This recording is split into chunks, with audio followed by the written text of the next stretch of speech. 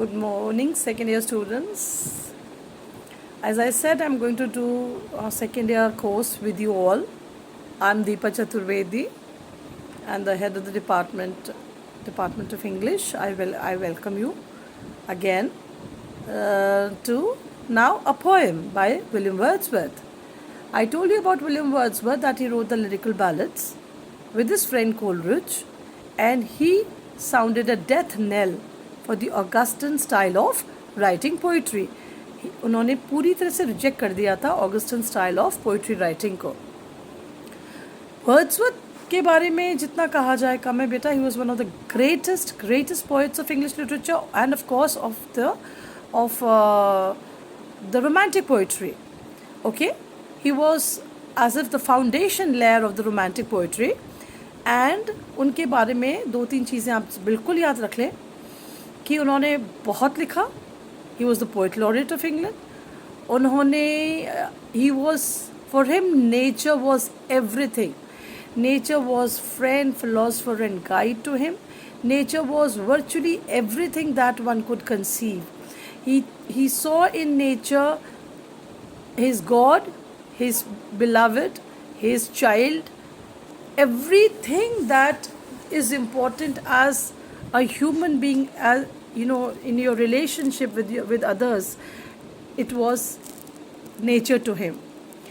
So I love to do this very beautiful poem with you today. The world is too much with us. अब यहाँ पर world क्या है? The world means the material world. You know, लेना देना, ये profit loss, इससे मुझे गेन होगा, इससे मुझे हानि होगी, इस पूरे कारोबार को, इस पूरे क्रियाकलाप को, इस पूरे प्रोसेस को उन्होंने वर्ल्ड कहा है. तो कहते हैं the world is too much with us. ये दुनिया कितनी ज़्यादा हावी है हम पर. Late and soon, getting and spending. He says whether late in life or early in life. Getting means whether getting profits or spending, whether we are in loss. We lay waste our powers. हम लोग अपनी powers को, हमारी mental, हमारी soul की, हमारी spirit की जो भी powers हैं, हम उनको waste करते जाते हैं. We are wasting our powers in the sense that we have nothing spiritual, nothing godly, nothing elevated in our lives.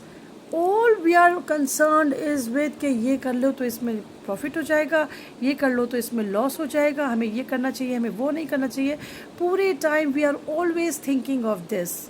Little we see in nature that is ours. और कितना कम है कि हम नेचर में वो सब कुछ देख पाते हैं जो कि हमारा है. पूरी नेचर हमारी है, हम नेचर के हैं. Now children, I am sure कि इस चीज़ ने इस कोरोना ने आपको अच्छी तरह से सिखा दिया है कि दुनिया में क्या चीज़ इम्पोर्टेंट है. अमीर से अमीर लोग, शक्तिशाली से शक्तिशाली लोग बिना पानी के, बिना ऑक्सीजन के तड़पते हुए इस दुनिया से चले गए. इतना बुरा हाल कि आपके खुद के रिलेटिव्स, आपके खुद के माता पिता ने आपको छोड़ दिया अगर आपको कोविड हो रहा था तो. कितनी खतरनाक, कितनी दहशत वाली आपने एपिसोड्स देखे अपनी लाइफ में. आपने कभी सोचा भी नहीं होगा कि हम सेकेंड ईयर में आएंगे और ये सब कुछ हमें देखना पड़ेगा. सो ये सब क्यों हुआ बेटा? क्योंकि हम नेचर से इतनी दूर चले गए. नेचर हमारी थी, हम नेचर के थे, लेकिन हमने नेचर को अपने से दूर कर दिया. हम सिर्फ उसका दोहन कर रहे हैं, उसको टॉर्चर कर रहे हैं, नेचर को ख़त्म करते चले जा रहे हैं और अपने बेनिफिट और अपने प्रॉफिट और अपने पैसे और अपने मटीरियलिज्म, अपना घर, अपनी कार, अपना बैंक बैलेंस, इसके लिए हम बिल्कुल पागल होते चले जा रहे हैं. We have given our hearts away. हमने अपना दिल का, हमारा एक दिल से सौदा था नेचर से. क्या था कि हम नेचर को उसका पोषण करेंगे, नरिश करेंगे, और nature in turn will give us जो भी, आज नेचर ही तो देती है आपको जो भी कुछ है. हमारी ज़िंदगी, सेहत, सब कुछ नेचर देती है. लेकिन हमने क्या किया बेटा? इस बार्गेन में we have given our hearts away. हमने अपने हार्ट्स को कहीं और बेच डाला, कहीं और दे डाला. अ सॉर्डेड बून. और ये कितना गंदा, सॉर्डेड मतलब ये कितना पेनफुल, कितना गंदा, कितना नीचा गिरा हुआ मतलब हमारे लिए ये नेचर एक बूंद हमारे लिए एक अमृत की तरह थी, लेकिन हमने उसको इस खूबसूरती को, नेचर की खूबसूरती को, नेचर की अच्छाई को हमने किसके लिए एक सॉर्डेड, एक गंदे, एक एक नीचे गिरे हुए प्रॉफिट वाली ज़िंदगी के लिए उसको बार्गेन कर दिया। The sea that bears a bosom to the moon, the winds that will be howling at all hours। आज आपको समय ही नहीं है देखने के लिए वो समुद्र जो अपने आप को खोल के रख देता है चांद के सामने, या फिर वो विंड्स जो पूरी रात हाउल ज़ोर ज़ोर से चीख के चलती हैं, पूरी रात हवाएं चलती हैं, उसको महसूस करने का आपके पास टाइम नहीं है। तो winds that will and are up gathered now like sleeping flowers, और पूरे दिन अगर विंड चली है तो रात होते ही जैसे अप गैदर्ड, सूरज के बुझते ही जैसे फूल बुझ जाते हैं, अप गैदर हो जाते हैं, अपने आप में समा जाते हैं, वैसे ही सोते हुए फूलों की तरह अब हवा भी कहीं जाके सिमट गई है, सो गई है कहीं जाके। हमें पास टाइम नहीं है उसको महसूस करने का। For this for everything we are out of tune. इसके लिए इसके जैसी हर चीज़ के लिए बेटा we are out of tune, मतलब हमारा जो हार्मनी थी, जो सिंक्रोनाइजेशन था, जो इक्विलिब्रियम था विद नेचर, वो सब हमने आउट ऑफ ट्यून हो गए। हम मतलब हम उससे पूरी तरह दूर हो गए, उसकी हार्मनी से पूरी तरह से दूर हो गए, हम उस सब से पूरी तरह से दूर हो गए। It moves us not. ये चीज़ें अब हमें बिल्कुल प्रभावित नहीं करती।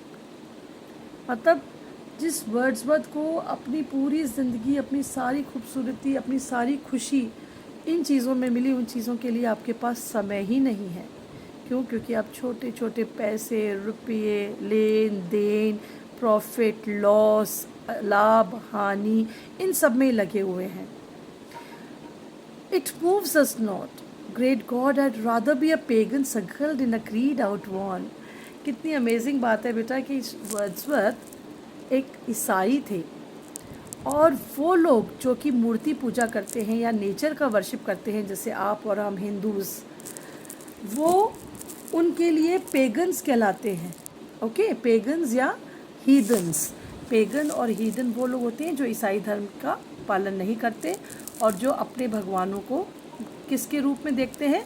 नेचुरल पावर्स के रूप में, या किसी एनिमल के रूप में, या किसी आइडल वर्शिप करते हैं, या प्रकृति पूजा करते हैं। उन लोगों को पेगन्स कहते हैं। तो कहते हैं भगवान, मैं तो एक पेगन होता, सकल मतलब बेटा जो बड़ा होता, इन अ क्रीड, ऐसे धर्म में जो आउटवर्न, पुराना हो चुका है, वो चाहे रोमन्स का हो, ग्रीक्स का हो, वो धर्म किसी का भी हो, उसके लिए मैं काश कि उसी धर्म में पैदा होता जो पुराने धर्म हो चुके हैं, जैसे हिंदू धर्म, जैसे ग्रीक धर्म, जैसे रोमन धर्म, जैसे असीरियंस का धर्म, जैसे मेसोपोटामिया का धर्म, जहाँ पर इजिप्ट का धर्म, जहाँ पर प्रकृति की पूजा होती थी। तो काश मैं उस वाले धर्म में पैदा होता जहाँ प्रकृति की पूजा होती है। So might I standing on the pleasantly having glimpses that would make me less forlorn। और ये आप सब जानते हैं बेटा, जो बच्चे हिंदू हैं, जो प्रकृति पूजक हैं, जो मूर्ति पूजक हैं, वो आप लोग सब जानते हैं इस वाली बात को कि आप कभी अकेले नहीं होते। आप कभी अकेले होते हैं तो अपने मंदिर में जाके बैठ जाते हैं, वहाँ पर भगवान की मूर्ति से बात कर लेते हैं, तो कहते हैं मैं भी वहाँ पर खड़ा होके एक प्लेजेंट मतलब एक सुंदर सी ली इस चारागाह पे जब मैं खड़ा होता, have glimpses that would make me less forlorn, तो मैं ऐसे नज़ारे देखता जो कि शायद मुझे बहुत कम फॉरलॉन का मतलब बेटा अकेला करते, मतलब मुझे अकेला फिर बिल्कुल भी महसूस नहीं होता। क्योंकि मैं जब समुद्र में के पास खड़ा होता तो मैं वहाँ पर क्या देखता बेटा? अच्छा, ये पेगन सकल्ड इन क्रीड आउट बोन, ये सब आप कोट करिए लाइंस, इनको ऐसे कैसे लर्न कर लीजिए, ठीक है? तो आपको बहुत अच्छा लगेगा जब आप इन्हें कोट करेंगे, आपको बहुत अच्छे मार्क्स मिलेंगे। फिर कहते हैं कि काश मैं अगर मैं ऐसे किसी धर्म में पैदा होता तो जब मैं समुद्र की तरफ देखता तो मुझे वो the old man of the sea, जो कि ट्राइटन जो हैं, जो एक सी डेटी, एक देवता के रूप में माने जाते हैं, किसके? समुद्र के देवता के रूप में माने जाते हैं, और नेपट्यून भगवान के वो मतलब जो एक सेवक माने जाते हैं, तो कहते हैं कि अगर ऐसे किसी धर्म में पैदा हुआ होता तो मैं इसको ट्राइटन को देखता, मतलब समुद्र के देवता को, समुद्र नहीं देखता, समुद्र की जगह समुद्र के देवता को देखता, जो कि नेपच्यून के सेवक भी माने जाते हैं। तो इनका यहाँ पर बहुत ही इंटरेस्टिंग कहने का मतलब क्या है बेटा कि प्रोटियस राइजिंग फ्रॉम द सी, मैं प्रोटियस जो समुद्र का देवता है उसे उठते हुए देखता समुद्र से, और here old Triton blow his wreath horn, या फिर ट्राइटन को बजाते हुए देखता अपना रीथ, मतलब घुमावदार, हॉर्न मतलब एक तरह का वाद्य यंत्र होता है। तो यहाँ पर कहने का क्या मतलब है बेटा कि जो हिंदू है, जो ग्रीक है, जो रोमन है, जो असीरियन है, जो इजिप्शियन है, वो हवा में, आग में, पानी में, हर किसी चीज़ में अपना देवता देखता है, अपना भगवान देखता है, वो कभी अकेले नहीं होते। और हम लोग क्या है, जो जैसे ऑफ कोर्स ये ईसाई हैं तो ये कह रहे हैं कि हम लोग इतना अकेलापन महसूस करते हैं क्योंकि हम प्रकृति से दूर चले गए, हमारे धर्मों ने हमें प्रकृति से दूर कर दिया। और ये वाले जो मूर्ति पूजक और प्रकृति पूजक धर्म है, उन्होंने हमें प्रकृति से प्रेम करना सिखाया। ऐसे लोग कभी अकेले नहीं होते, और काश मैं ऐसे एक धर्म में पैदा होता जहाँ मैं प्रोटियस को, ट्राइटन को, जो समुद्र के, प्रोटियस जो समुद्र के देवता होते हैं, या ट्राइटन जो अगेन एक ओल्ड मैन ऑफ द सी हैं और जो कि नेपच्यून के सेवक हैं, उन्हें मैं देखता। जैसे कि आप देखते हैं अग्नि, आप जब अग्नि के चारों ओर फेरे लेते हैं तो उसे देवता मानते हैं, उसमें आहुति देते हैं तो उसे देवता मानते हैं। आप जल की, नदियों की पूजा करते हैं, आप हवा की, मारुत की पूजा करते हैं। तो बेसिकली कहने का मतलब है कि ये सब चीज़ें इन धर्मों ने सिखाई थी कि आप प्रकृति के नज़दीक रहो। लेकिन अनफॉर्चुनेटली ईसाई धर्म हमें इन सब चीज़ों से दूर ले गया। उसने हमें केवल कैपिटलिज्म, इस तरह के लेन देन में लगा दिया। तो बेसिकली कहने का क्या मतलब है बेटा कि मैं एक ईसाई हूँ, लेकिन काश कि मैं ऐसे किसी धर्म में पैदा होता जहाँ पर प्रकृति की पूजा होती है, तो मैं शायद इतना अपने आप को अकेला महसूस नहीं करता जितना कि मैं अपना आप को अभी अकेला महसूस करता हूँ। अब आप देख लीजिए कि पूरी पोएम में the sea bares a bosom to the moon, the winds howling at all hours, पूरा का पूरा जो डिस्क्रिप्शन है वो किसका है बेटा? The entire description is the description of mother nature. तो मदर नेचर ही इनके लिए सब कुछ है। मदर नेचर के बिना ये अपने आप को बहुत अधूरा महसूस करते हैं। सो बेसिकली मैंने आपको एक बहुत सिंपल सी पोएम से, एक बहुत सुंदर सी पोएम से इंट्रोड्यूस कराया है।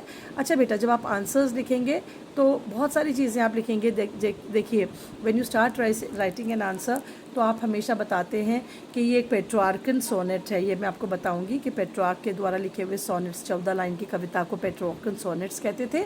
और इसकी जो राइमिंग स्कीम है वो ABBA CD है। ठीक है, तो पूरे में उन्होंने एक आत्मा के डेवलपमेंट की बात करी है, आपके स्पिरिट के डेवलपमेंट की बात करी है कि कैसे हमारी स्पिरिट जब डेवलप होती है तो हम इस दुनिया की ये थर्ड क्लास लेन देन में जो लगे रहते हैं उससे हम ऊपर उठ के प्रकृति के प्रेमी बन जाते हैं। हमें प्रकृति से प्रेम हो जाता है, प्रकृति हमें अच्छी लगने लग जाती है। सो ये जैसे ये आपने ये सब पढ़ा भी है 12th में कि सोनेट्स क्या होते हैं। इनफैक्ट आपने फर्स्ट ईयर में अभी आपके कोर्स में था कि सोनेट्स क्या होते हैं, लिरिक्स क्या होते हैं, ओड्स क्या होते हैं। और आप जानते हैं कि सोनेट 14 लाइन्स की एक पोएम को कहा जाता है, जिसमें या तो 4-4-4-2 का होता है, which is 4-4-4-2, 4 times 3 is 12 and plus 2 14 होता है, या फिर आपको शेक्सपियरियन सोनेट्स कहलाते हैं या पेट्रार्कन सोनेट्स कहलाते हैं। ये आप लोग ये वाली बात कर चुके हैं पहले। तो बेसिकली आप जब इसके आंसर को लिखेंगे तो आप हमेशा ये लिखेंगे, सबसे पहले आप इंट्रोडक्शन देंगे वर्ड्सवर्थ को कि वर्ड्सवर्थ कैसे नेचर लवर थे। नेचर, प्रकृति उनके लिए सब कुछ हुआ करती थी।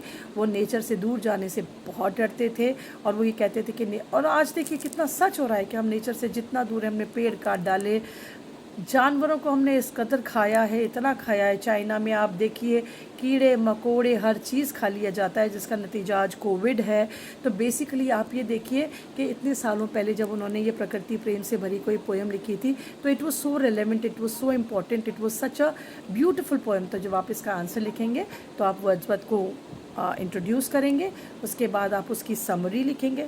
इंट्रोडक्शन मतलब उसका वर्ड्सवर्थ का इंट्रोडक्शन टू द पोएट, कि ये उन्होंने कब लिखी थी, ये कैसी पोएम है। फिर उसकी समरी लिखेंगे, फिर वो उसकी राइमिंग स्कीम क्या है, उसमें अगर एलिट्रेशन है, एसोनेंस है, मेटाफर है, सिमिली है, जो भी है वो सब आप उधर क्रिटिकल नोट लिखेंगे या एक क्रिटिकल अप्रिसिएशन लिखेंगे। Every answer should be written like a critical appreciation, जिसमें इंट्रोडक्शन में कवि का इंट्रोडक्शन हो, वो कैसा था, उसकी क्या क्वालिटीज़ थी, वो किस एज का था। फिर एक समरी आएगी, important points of the poem आएंगे। फिर उसके बाद उस पोएम की कोई उसकी टेक्निकलिटीज़ क्या हैं वो आएंगी। उसके अंदर कौन सा फिगर ऑफ स्पीच यूज़ हुआ है वो आएगा, उसकी राइमिंग स्कीम क्या है वो आएगा।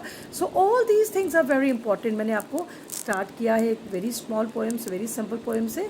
आई hope you like it, and आप लोग प्लीज़ अपनी बुक्स ज़रूर खरीद लीजिए, क्योंकि फर्स्ट ईयर में आप लकी हुए हैं तो इसका मतलब ये नहीं है कि सेकेंड ईयर में भी ऐसा हो। Please buy books and please अपना ज़रूर पढ़ते जाइए, because that is very very important. And this is my introduction to you with the sonnet, which is the patriarchal sonnet written by Wordsworth, the greatest romantic. And it's very easy, इसे पढ़िए। जो समझ में नहीं आ रहा है वो मुझसे आप कभी भी क्या पूछ सकते हैं। एक बार व्हाट्सएप ग्रुप अगर हमारा बनता है, अगर हमारे कॉलेजेस नहीं खुलते, तो I will definitely give you the chance to ask me questions. Thank you.